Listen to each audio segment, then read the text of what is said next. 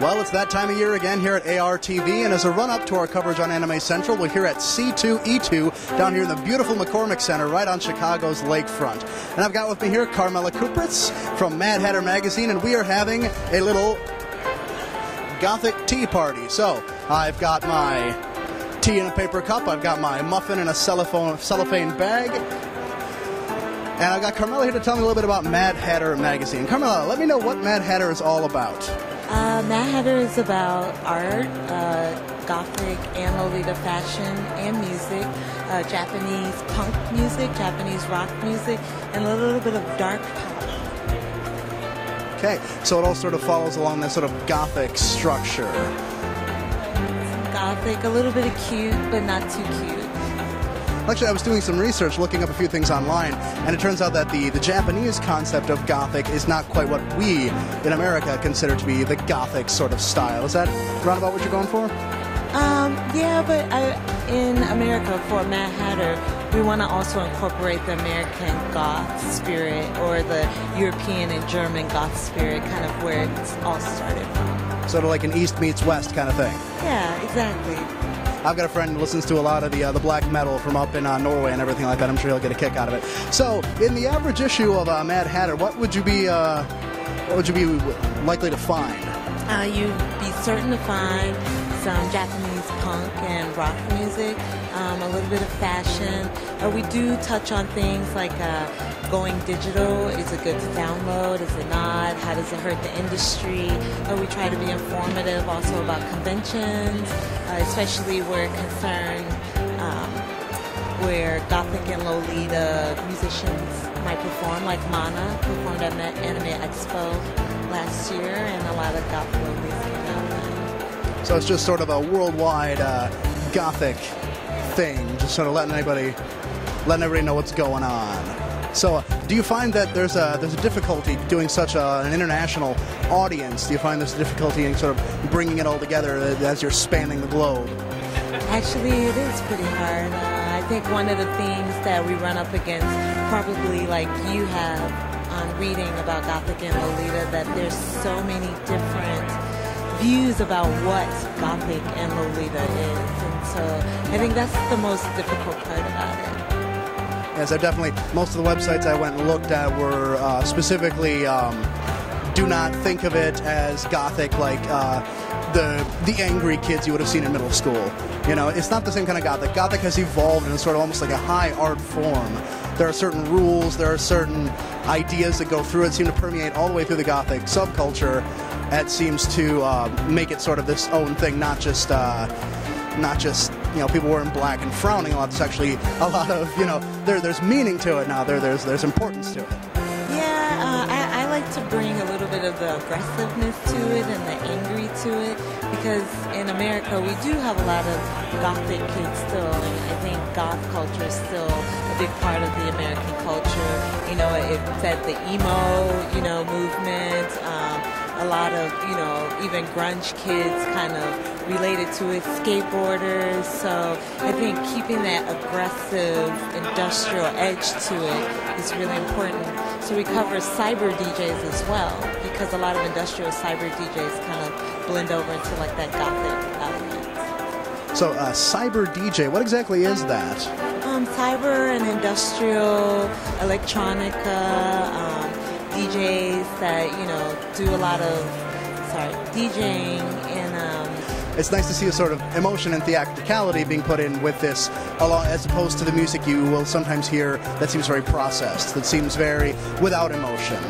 You just sort of, it's a song made for being a song and making money, not so much expressing an emotion, which I would say definitely the goth, the emo, the punk, the whole, that subgenre, which rose and then fell again and rose and then so on and so forth, has definitely been more about the emotion of the music, I would say, than just, putting out the song to make money.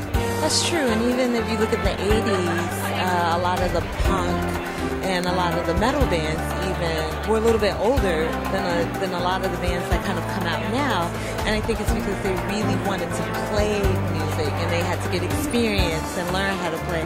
You can't just go into a studio and get a computer and just, put together some tracks and say, hey, I'm a musician. transition. And so at MadHatter, we try to focus a lot on that. And within the Japanese Gothic, Lolita, and J-Rock culture, we feel like they bring a lot of that art into the music, which I feel like we've kind of lost a little bit in America. I would agree. Now, for some of the people at home who are going to hear the word Lolita and maybe start to go to a bit of a bad place, please explain the whole Gothic Lolita subculture, the subculture of goth, the Lolita fashion, as to what exactly is it for the people that may be sitting there with one eyebrow up going, what exactly is she talking about? Yeah. Well, I want to first say that I'm actually not a Gothic Lolita myself. I don't define myself as that, because once you do, then you got so many people that expect so many things, or they want to define you, or they want to say you're not or you are. But within that, I feel akin to it. And so feeling akin to it, meaning like, what is Gothic Lolita? It's kind of like a throwback. You know, you think Victorian times, you think, you know, the Palace of Versailles, you think, you know, a sense of propriety, how, you know, a girl wants to feel feminine, beautiful. You think of dolls. You don't think of like little girl, little Lolitas, you know, little girls or moe, like running around. That's not what Gothic Lolita's about. Actually, Gothic Lolita's more of a woman empowerment. A lot of Gothic Lolitas really tend to look within themselves, you know, focus on their art and their fashion instead of trying to make some other guy happy, or like, you know, wearing some short skirt, or, you know, being half naked. So I feel like Gothic Lolita is very empowering. That's fascinating. I never would have thought of it like that. That's a very interesting way to put it. And yeah, I noticed as I looked up some of the stuff online, it was very much, there were rules. I mean, it was you cannot do this, you have to do this, about the way they dress, the way they act, what colors you can wear even. And it was really something I'd never even noticed, because, I mean, you go to an anime convention, you see the girls walking around, the pink frilly things with the umbrella and everything, and you think, oh, well, it's just an outfit. There are rules for this.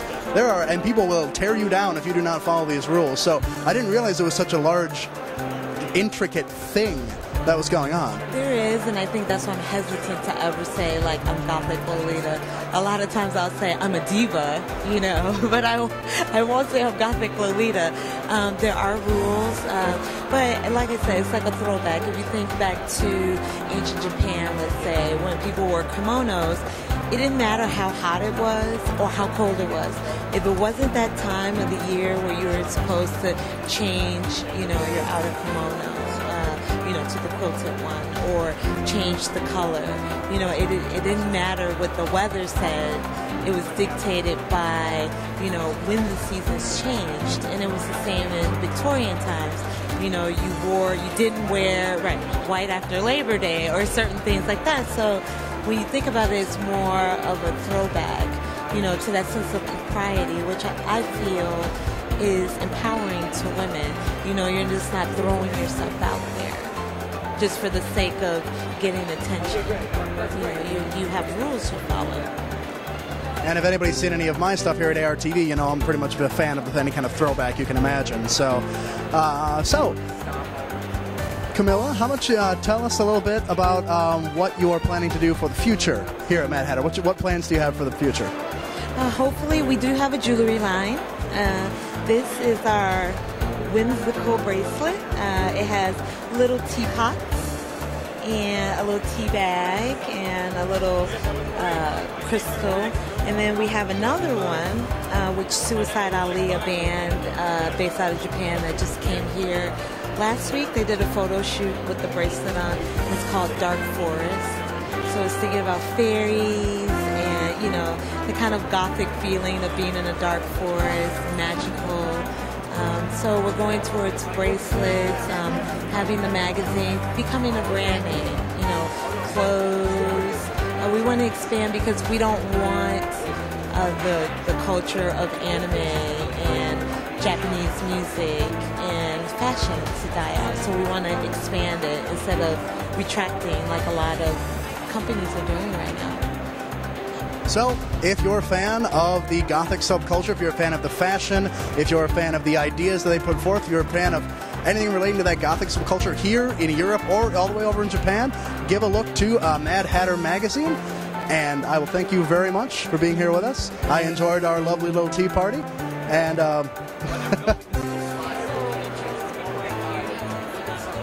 music.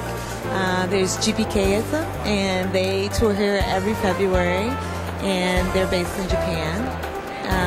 There's also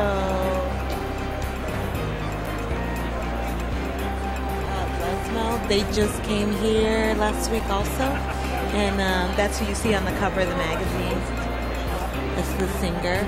And then also, if you're looking for other magazines, there's a DVD magazine out from Maru Music, and actually it's really cool because they have videographers go to Japan, video the concerts, interview the people, and so you get a really good sense of it on the DVD. So, you know, there's a lot of other stuff out there. Well, we'll probably be posting some information in regards to that, so everyone can sort of get into this if they are interested in what they see here. So, take a look at MadHatter magazine. If you're curious about any of the music, check it out. And be sure to check us out when we hit up the 13th Annual Anime Central Convention in Chicago here in May of 2010. This is Eric signing off.